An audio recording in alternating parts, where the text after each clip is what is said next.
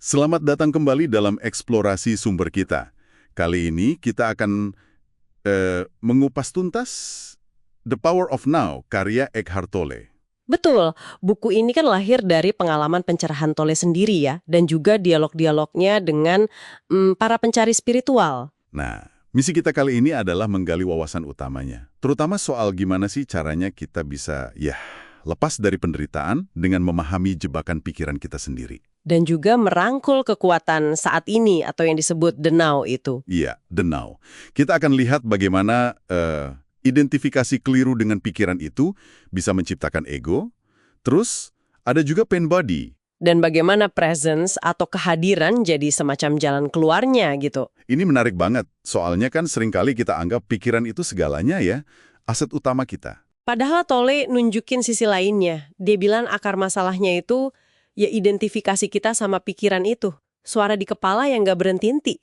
Si suara di kepala ini? Iya, itu yang menciptakan diri palsu, ego. Ego ini kan dasarnya selalu merasa kurang, takut, cemas. Hidupnya kalau nggak di masa lalu, ya di masa depan. Nggak pernah di sini sekarang? Bener. Jadi pikirannya jadi kompulsif, kayak kecanduan mikir aja gitu. Saya jadi ingat cerita Tolle sendiri, yang momen dia sadar, saya nggak tahan hidup sama diri saya lagi. Itu kan, wah momen penting ya. Banget. Dia sadar ada saya yang mengamati, dan diri yang bikin nggak tahan itu. Ada pemisahan di situ. Dan dari situ juga muncul konsep pain body ya, badan rasa sakit. Itu apa lagi? Nah, pain body ini bayangkan kayak akumulasi rasa sakit emosional masa lalu kita. Nggak cuma personal loh, tapi bisa juga kolektif. Kolektif, maksudnya? Ya, warisan penderitaan manusia gitu. Ini hidup sebagai semacam medan energi negatif di dalam diri kita. Kadang tidur, tapi kalau kepicu, wah. Bisa mengambil alih gitu. Persis. Bisa bikin kita reaktif banget dan anehnya, dia kayak nyari rasa sakit lagi buat makanan. Agak mirip parasit psikis lah. Oke. Jadi ada pikiran kompulsif, ada pain body. Iya. Terus solusinya gimana menurut Tolle? Kekuatan saat ini tadi ya? Ya, kuncinya di situ. Di kesadaran bahwa satu-satunya waktu yang nyata yang bisa kita akses ya cuma saat ini, the now. Masa lalu cuma ingatan, masa depan cuma proyeksi, gitu ya? Tepat, kayak perumpamaan pengemis yang duduk di atas peti harta karun itu loh. Hartanya ya kedamaian sejati, being itu udah ada di dalam diri, di sini sekarang. Nggak perlu dicari di luar atau nanti. Being, keberadaan murni. Gimana kita bisa ngerasainnya ya? Itu esensi kita di balik semua label, nama, bentuk. Kayak langit biru di balik awan pikiran. Ngaksesnya bukan dengan mikir, tapi dengan sadar akan saat ini. Lewat presence, kehadiran. Kehadiran. Oke. Terus gimana cara praktisnya buat ngembangin kehadiran ini? Kan pikiran kita rame banget nih biasanya. Presence itu intinya kesadaran murni pas kita narik perhatian dari pikiran. Bukan lamun ya, tapi justru waspada tinggi. Hening tapi terjaga. Caranya? Pertama, yang paling dasar, mengamati si pemikir. Jadi saksi aja buat pikiran dan emosi kita. Nggak usah diikutin, nggak usah dihakimi. Bener, cukup amati.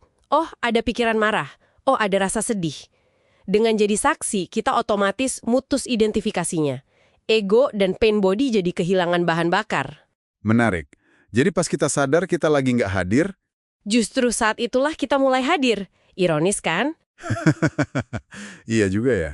Terus langkah lain? Kedua, fokus penuh sama momen sekarang. Apapun yang lagi Anda lakukan.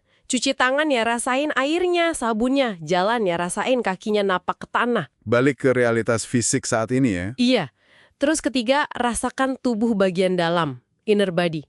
Rasakan energi kehidupan di tangan, kaki, seluruh tubuh. Ini jangkar yang kuat banget ke saat ini. Oke. Terakhir ada konsep menyerah atau surrender. Ini sering disalahartikan jadi pasif atau kalah ya. Nah, itu penting dibedain ya.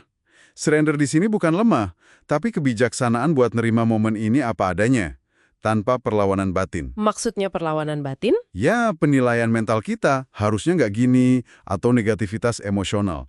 Itu yang bikin menderita. Menyerah itu ngelepasin resistensi itu. Bukan berarti nggak bertindak, tapi bertindak dari tempat penerimaan. Paham.